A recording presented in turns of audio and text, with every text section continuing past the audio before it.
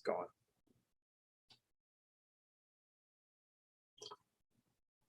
All right.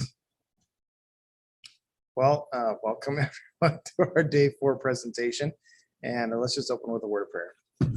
Gracious God, I want to thank you so much for our time together today. And as we see these pictures from our trip to the Holy Land, I just pray that we might be open to your presence, that we might, through this learning and seeing of this place in the Holy Land, that we might grow closer in our relationship with you. For this we pray in Jesus' name. Amen. All right, so on this day, we went to the Mount of Olives, which is where we started. Garden of Gethsemane, Church of the Agony, or the Church of All Nations is also what it's called. And then we kind of passed by the Judean wilderness briefly as we went to the Jordan River on the south side of Jerusalem, farther south. And then we went to Jericho after that. So this here is it's a model of Jerusalem and of the walled city and then the old city made out of olive wood. And so at the end of every single day that we were there, we met in a conference room with the bishop, and he went over some things and wanted to ask about any of our experiences, and we had a devotion and that kind of thing. And so down in the basement of our hotel in Jerusalem, we came across this. This was in the basement in a hallway. How big are those buildings? Are they miniature or? Yeah. Oh yeah. Oh, they were. Yeah, miniature. you can see it. Here's a plant over here. Okay. Yeah. This is the scale. I don't know what the scale is. Oh, but no, that's okay. Yeah. But it's more miniature. Yeah, it was probably the size of from here to the end of that table there. I mean, it was a good size, but it was down in the basement in a hallway, kind of hidden. And I don't know what it was doing down there, but it was really beautiful. All olive wood, carved, and I don't know how. I mean, that would have been incredibly expensive if you were to buy something like that. I don't know. But anyway, so I wanted to share that picture with you. It was really kind of neat. But it's the modern day, or more modern, because it's got these 2 mosques here. And so this was not during the time of Jesus or anything. Although it is believed that the original temple stood right in here, where the Rock of the Dome is at, or Dome of the Rock. Anyway, all right. So we started at the Mount of Olives, and the Mount of Olives, or the Mount Olivet, mountain ridge east of and adjacent to Jerusalem's old city. It is named for the olive groves that once covered its slopes. The southern part of the mount was the Silwan necropolis, attributed to the ancient Judean kingdom. Now, we didn't actually go and visit this Silwan necropolis. We saw, of course, all these graves, but there was another section. If you were to look online, it actually shows some much larger tombs, and it's a little bit farther down the slope. But we didn't actually get to go there. I didn't even know they existed. But as I was doing research about this, of course, then that shows up online. But it would have been neat to see. But the mountain has been used as a Jewish cemetery for over 3,000 years and holds approximately 150,000 graves, making it central in the tradition of Jewish cemeteries. Was carved into the rock. No, they're just above ground. Oh, okay. Yeah. So you put people on top of people? Right? No, it's all covered. I mean, there's just tons and tons. This is off, I believe, to the right, and then here in a minute you're going to see off to the left. Wow. Yeah, here's off to and you can see there's still some space here. But we all stood here, and we're looking out, if I'm remembering correctly, east. We're looking east. Is that south? I believe. And we're looking out towards the Temple Mount. This way. There's the Temple Mount here. And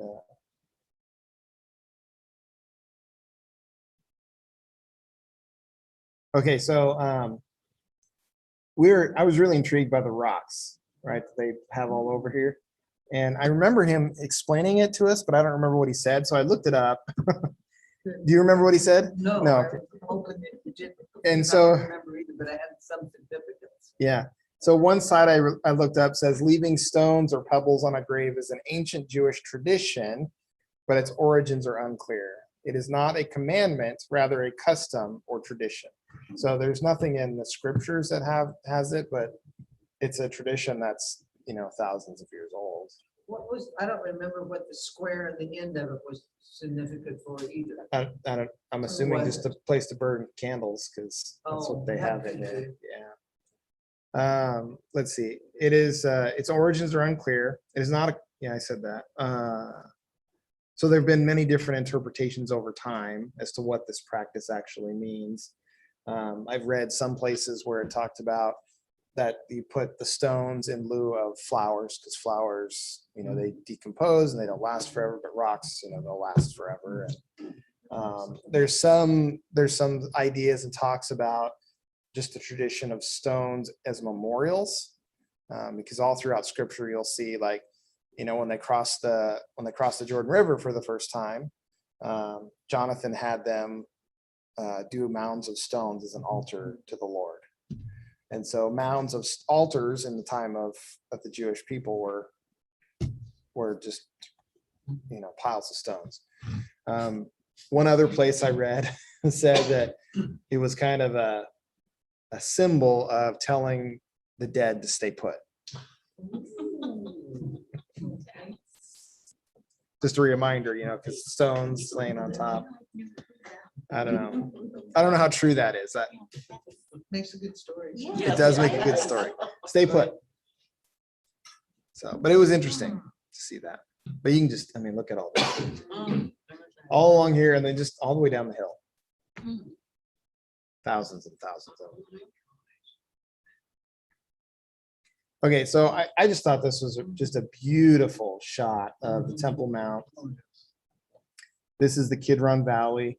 And so, of course, the Mount of Olives, so right where we're standing in that, not in that exact spot, of course, but that's where Jesus and the disciples, they did some teaching there. Jesus did some teaching there. They passed through there quite often. And then that was, of course, is where they began the procession into Jerusalem at the Mount of Olives, down across the Kidron Valley, and then into Jerusalem, into the city, through one of these gates. And so let me back up there. So this, of course, is the Dome of the Rock. And off here to the left is the Al-Aqsa Mosque, right here. And I think somebody asked me a couple weeks ago about skyscrapers in Israel, and I couldn't remember, but here you go. Here's some skyscrapers. Not very many of them. There aren't very many, no. They're tall buildings, but there's not a whole lot of skyscrapers. Yeah. Here's a really better shot of the mosques and the whole Temple Mount. And I think it's the last day, I get some really close up of some of these blocks, and they're just huge. And we're talking over 1,000 feet this way and 500 feet that way. That's how big it is. And it's just rivals the pyramids. So now we're heading down the Mount of Olives towards the Garden of Gethsemane. And you remember how steep this was? Yes, it was quite Incredibly steep, and it was wet, so it was slick. Oh. And so we were over here on the side, and this was a little more traction on the, because you can see the difference in the texture. There was a little more traction. Thankfully, nobody fell, but I don't remember anybody falling. People were pretty cautious. Yeah, we walked real slow, but there were no railings or anything, and cars would drive down here. Oh, yes. Cars had the right of way. I'm sure they did. Have to hug the wall. Yeah. There's the baker. Isn't that the baker? No. Was he the, no. No, that's Jeff Getzinger. He's one of my colleagues. No, there was. I'm No, sure there was. the brown guy. Oh. The arms up. Yeah, no, that's That's Jeff not- Getzinger. Yeah, That's who? Jeff Getzinger. He's a pastor in Kansas. Oh, okay. He was one of okay, the ones that was ordained with me that we came on okay, this trip. Gotcha. Yeah. Well, I remember, didn't we encounter a beggar I going think we down there did. too? I think we did. Yeah. Don't ever tell him I told him I said that. Well, you're live now. Anyway, so then we got to Gethsemane, the Garden of Gethsemane. It's a garden at the foot of the Mount of Olives in Jerusalem, where, according to the Gospels, Jesus underwent the agony in the garden and was arrested the night before his crucifixion. It's a place of great resonance in Christianity. There are several small olive groves in church property, all adjacent to each other and identified with the biblical Gethsemane. The name is derived from the Aramaic Gadsmane, meaning oil press. These lighter colored rooms, those are olive trees. These are olive trees, yes. All these are olive trees. And archaeologists have dated some of them to several thousand years old. Well, the one they've got the fence around. Yeah, there's one there with That a fence that one's they claim several is thousand years old. was there during the time of Jesus. Yes. They put a fence around it so that they didn't damage it. It was huge. Yeah. I think I have a picture of it. Anyway, so there are 4 locations, all of them at or near the western foot of the Mount of Olives, officially claimed by different denominations to be the place where Jesus prayed on the night he was betrayed. So, of course, every denomination says that theirs is the right one. Just like in Capernaum, when there was several different there. So the one we're at right here is the garden at the Catholic Church of all nations, built over the rock of the agony, and we'll see that here in just a minute. The location, there's another location near the tomb of the Virgin Mary to the north, the Greek Orthodox location to the east, and the Russian Orthodox orchard next to the Church of Mary Magdalene.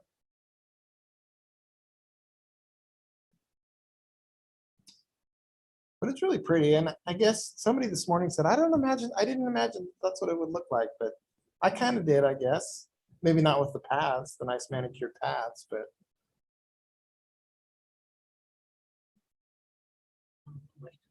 That's the big church.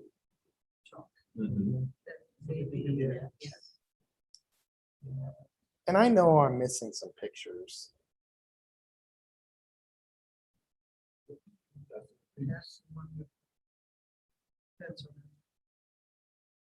See, I thought this was the tree, but maybe it's not. Maybe it's one over here. I don't remember.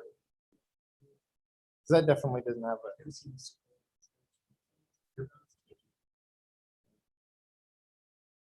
Anyway, it was pretty.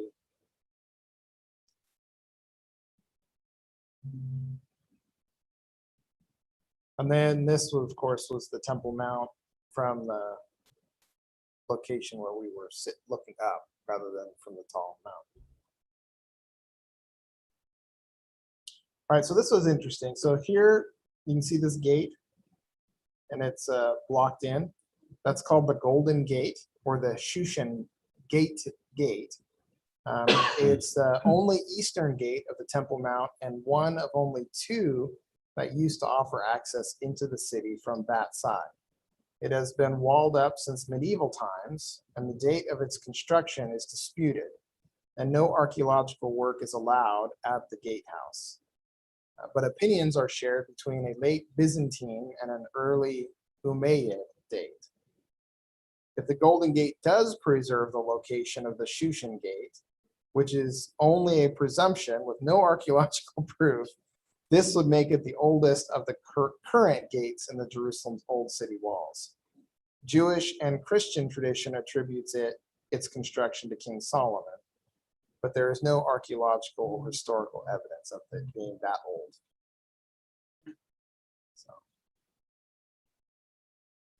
All right, so this is the Church of All Nations, also known as the Church or the Basilica of the Agony. And it commemorates Jesus's prayer in the Garden of Gethsemane before he's arrested. It's a Roman Catholic church. It enshrines a section of bedrock where Jesus is said to have prayed before his arrest. So on our stained glass window upstairs where it has Jesus on the rock. This is it, supposedly. The current church rests on the foundations of two earlier churches. One of the 4th century Byzantine basilica, destroyed by an earthquake in 746, and one of a small 12th century Crusader chapel abandoned in 1345. This one here was built in 1920, and during work on the foundations, a column was found 2 meters beneath the floor of the medieval Crusader chapel. Fragments of a magnificent mosaic were also found.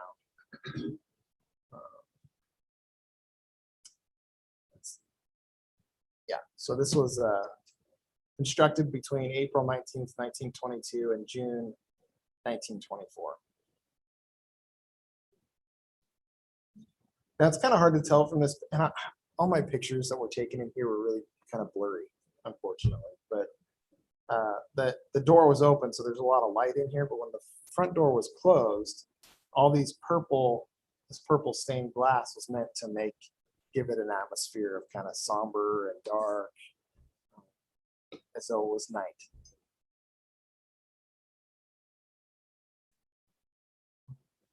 It was a beautiful church. And clear up here, right where all these people are standing, is where that rock is. You'll see it here in just a minute. Beautiful mosaic of Judas betraying Jesus with a kiss. Well, this one, say here, is that weight from the past, or is that something new they're putting into? This is from the 1920s. This one. Yeah, when it was built. Mhm. It is, yes. This one's kind of blurry, but it shows Jesus on the rock praying. So here's the rock here. And of course you could reach down and touch it like he is. And it was really smooth. Did you touch it? Surely, yeah. It was really smooth from I don't know how many people had been rubbing on it. Yeah. You don't have a picture of that? No, I can't believe I don't.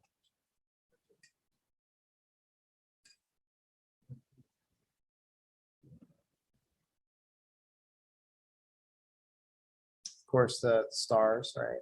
Mhm. Something built in '20s, so that's still, that's 100 years old. Yeah. Compared to some of the other ones, over 1,000 years old, yeah, almost. So right across the street was a private garden, the Olive Garden, and you could make, I guess, reservations to get in there. So we had gotten in. It's a monastery over on that side. That's why the private, the general public couldn't go in, but we were able to get in. And so it's really pretty. But over here is an actual olive press. So you can see it right there. Mhm. And I know I had this is a close up, but I know I had a bigger, wider shot because there was if I'm remembering right, I think there was a trough leading off that way. And so we had a devotion over here and just had some time. But so this is our bishop, Reuben Signs, and these were the 4 ordinands that went on the trip. It was offered to everybody that was ordained that year, but the 4 of us were the only ones that were able to go.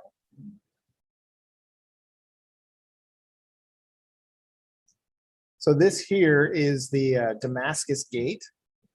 It's one of the main gates of the old city of Jerusalem. In its current form, the gate was built in 1537 under the rule of Suleiman the Magnificent. Beneath the current gate are the remains of an earlier gate dating back to the time of Roman Emperor Hadrian, who visited the region in 130 to 131 CE.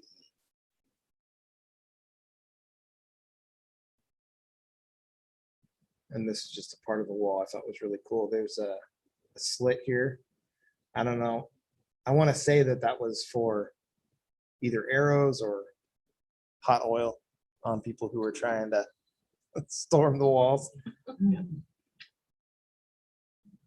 Okay, now this was really interesting because we didn't actually stop here, but we were driving by and our tour guide goes, quick, there's hell. So this is the Valley of Hinnom, or Gehenna. So you remember reading in scripture about Gehenna, it's associated with hell.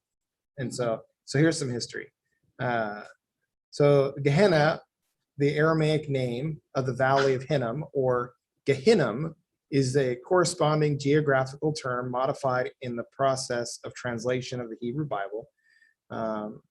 In the Hebrew Bible, Gehenna was initially where some of the kings of Judah sacrificed their children by fire. This was also the location when the Israelites first came into the area in the Bible, where it talks about how the Canaanites were sacrificing children to their God. And so this has always been kind of associated with evil. Let's see. In rabbinic literature, Gehenna is also a destination of the wicked. Gehinnom is different from the more neutral Sheol or Hades, the abode of the dead. And so Hades and Gehenna are two different things. Sheol or Hades wasn't necessarily a place of eternal punishment. It was just the place of the dead. It's where the dead went. But in the King James Version of the Bible, it misleadingly translates both Gehenna and Sheol to hell. It translates both of those to hell. The Anglo-Saxon word hell. In the King James Version of the Bible, the term appears 13 times in 11 different verses as Valley of Hinnom, Valley of the Sons of Hinnom, or Valley of the Children of Hinnom. The Valley of Hinnom is the modern name for the valley surrounding Jerusalem's Old City, including Mount Zion.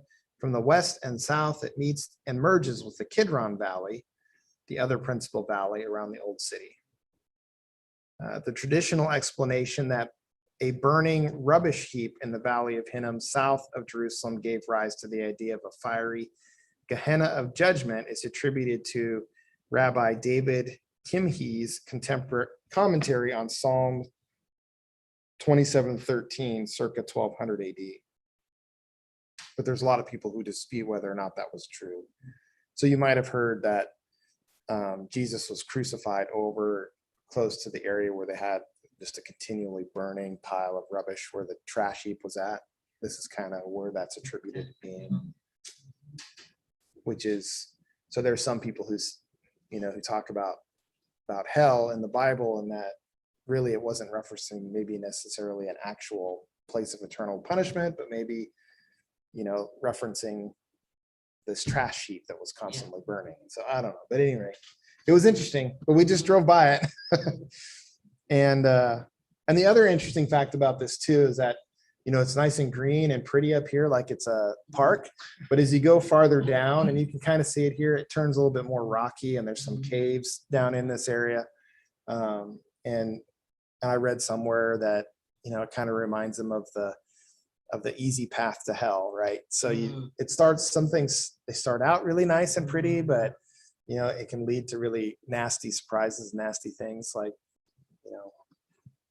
money, for instance, right? I mean, it's nice and it's good and it's a tool and you use it for good, but it can also lead to some pretty nasty things when people start getting tempted by it.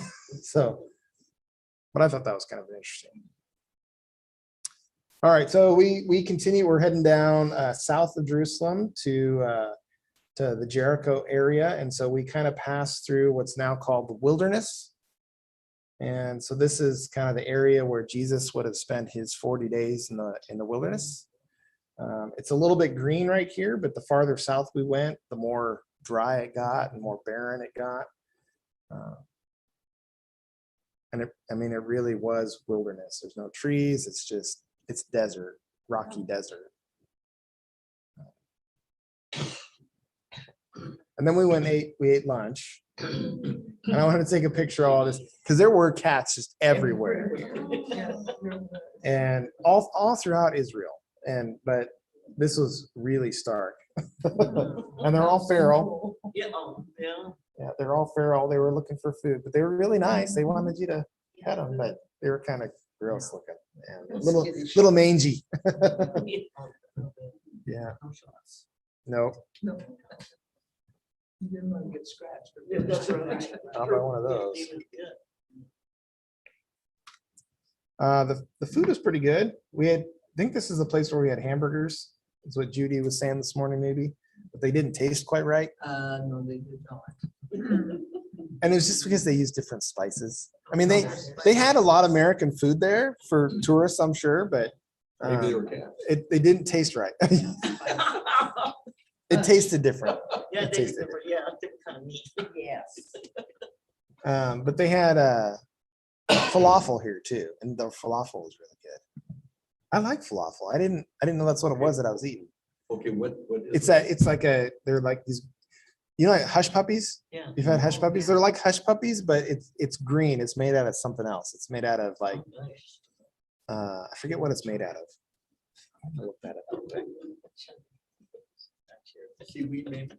No, it's a green.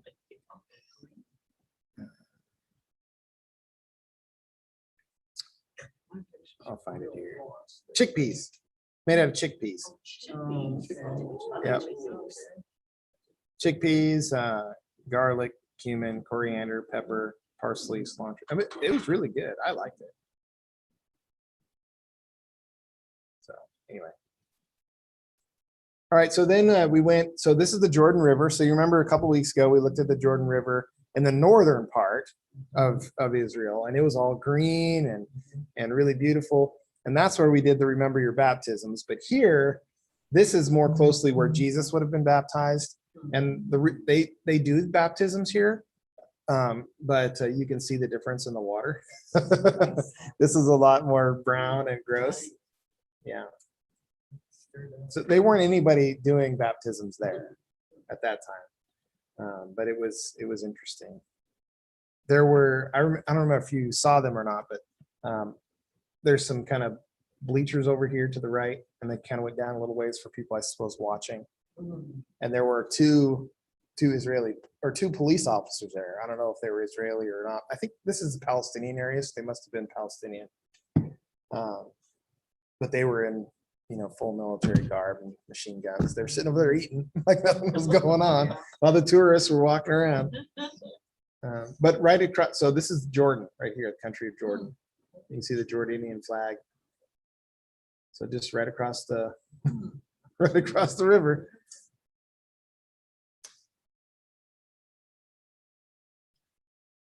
It was kind of neat. These are churches then? Because that looks like a No, that's a mosque. Well, no, that might be a church. Yeah, it's a cross on top. Yeah. Yeah, but that's Jordan over there. Mhm. Or it might have been a church that was turned into a mosque. Mhm. Hard to say. So then after we visited there, we went to Jericho. This is modern day Jericho. It's a Palestinian city in the West Bank. It's located in the Jordan Valley with the Jordan River to the east and the Jerusalem to the west. It is the administrative seat of the Jericho Governorate and is governed by the Palestinian National Authority.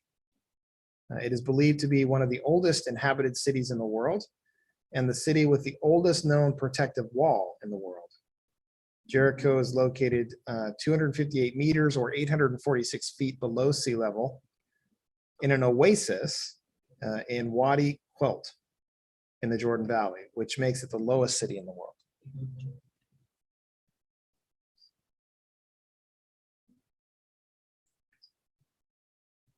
It was just kind of interesting to see some of the shops. We're driving along. So this is a sycamore tree. So this is what it would have. So you remember Zacchaeus climbing the sycamore tree in Jordan, trying to see, or in Jericho to see Jesus as he walked by. Well, of course, this isn't the sycamore tree, but this kind of gives you an idea of what that would have looked like. And we stopped here, and I think the bus driver got off and he got us some bananas fresh bananas because they grew bananas all over this area, and dates, some fresh dates too.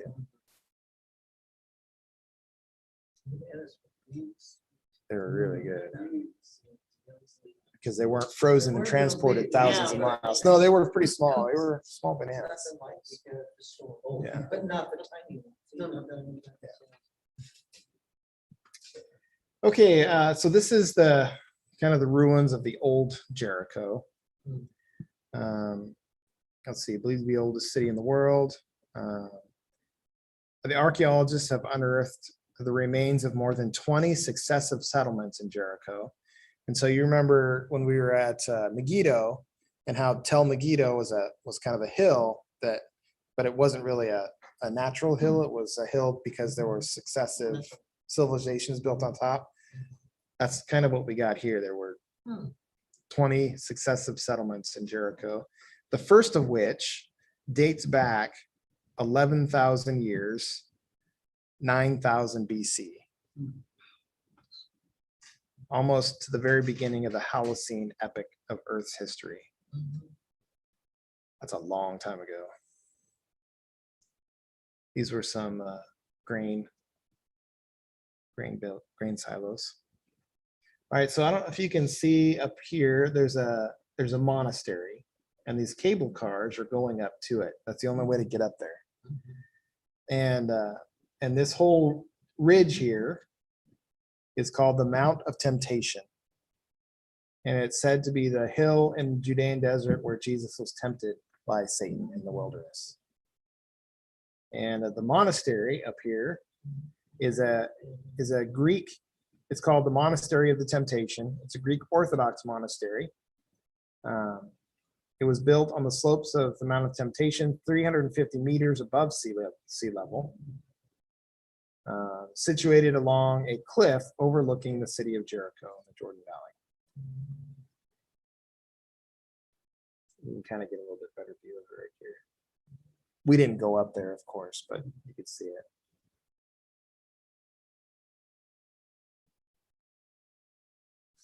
What I like about this shot is you can just really see that we really are in an oasis because you have all this green, and then out here in the distance, it's all brown. This desert. But this, I mean, there really wasn't a whole lot to see up here. But still, these are just very good for the pictures and Yeah. see what it looks like. Yeah, nowadays. just ruins. Yeah. I did my devotion up here.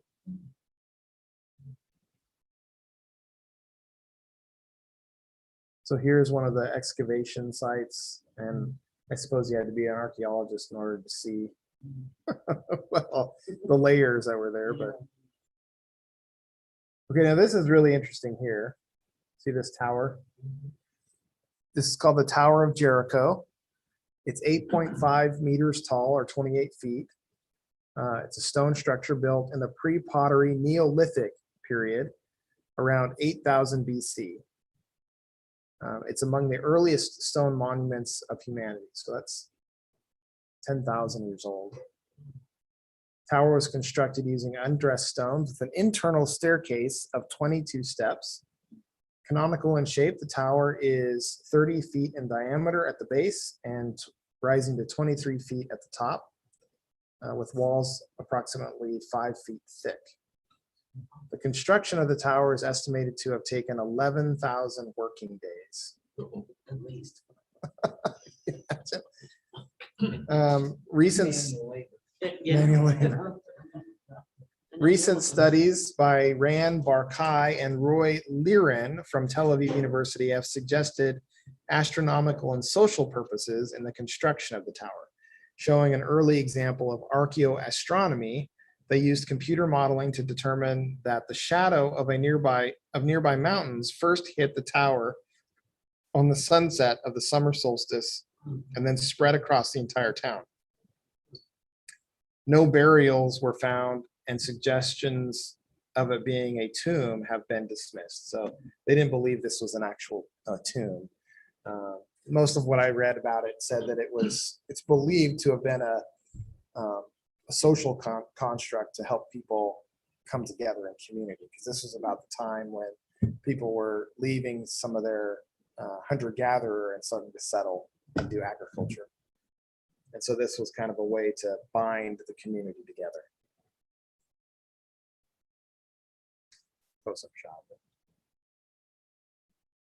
But just age of that.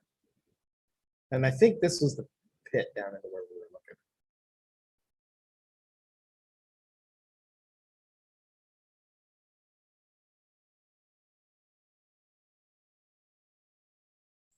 Some more defined, more well-defined ruins there.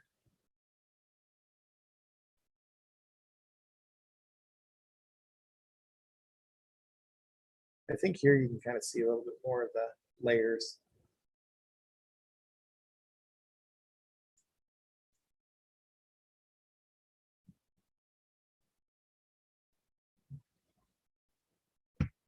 Here's my buddy. Oh, you're talking about the guy over here. No, that I thought you were Yes, sir. talking about the I'm camera. talking about the camera. You'll see her in just a second, but you could get on and ride him, Yeah. but they told us not to because they weren't covered by insurance. And so if we did do it, we was at our own risk. Yeah. If we fell, it wouldn't. Yeah.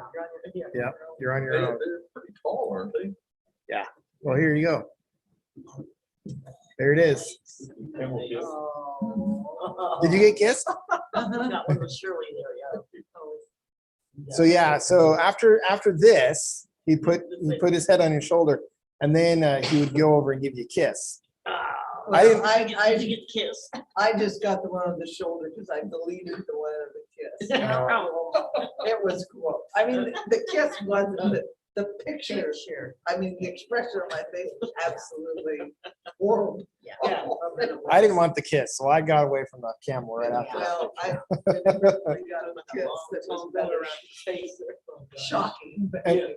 And the guy's like, "Oh, let the camel kiss you, take a picture." I'm like, "No, thank you." But they were very soft, weren't they? Oh yeah. Oh, like velvet. Yeah. Your face is like velvet. Really cute though, isn't he? But anyway, so that's it. So I bet he's cute. That was day 4. So yeah, Very nice, yes, thank you. it was fun. So next week we go back.